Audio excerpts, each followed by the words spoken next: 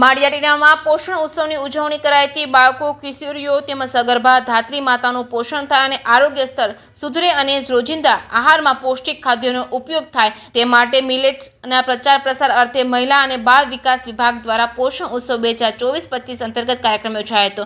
Millets THR બનતી વાનગીઓ સ્પર્ધાનું આયોજન ICDS તેમજ CDPO સોનલબેન ડોબરિયાના માર્ગદર્શન નીચે આંગણવાડી કેન્દ્રના કાર્યકર, હેલ્પર બહેનો તથા ઘટક સ્ટાફ દ્વારા આયોજન કરવામાં આવ્યું છે, જેમાં ઉપસ્થિત લાભાર્થીઓને વાનગીઓ બનાવી પોષણ ઉત્સવ ઉજવવામાં આવ્યો હતો। આ તકે ઉત્સવમાં સ્પર્ધકોમાંથી THR અને મિલેટ્સમાંથી બનાવેલ વાનગીઓમાંથી 3 સ્પર્ધકોની કામગીરી ઉત્કૃષ્ટ હોય, જેમાં THR વાનગીમાં પ્રથમ, દ્વિતીય અને તૃતીય ક્રમે વિજેતાઓને પસંદગી કરી પ્રમાણપત્રો આપવામાં આવ્યા હતા। આ પ્રસંગે માળિયાટીના સરપંચ જીતુભાઈ સિસોદિયા, ઉપસરપંચ સંજય ભૂત સહિતના આગેવાનો, પદાધિકારીઓ ઉપસ્થિત રહ્યા હતા। JKS ગુજરાતી સાથે પ્રતાપ સિસોદિયા, માળિયાહાટીના।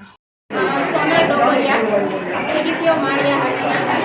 આજ રોજ માળિયા ઘટકના વિશે જણા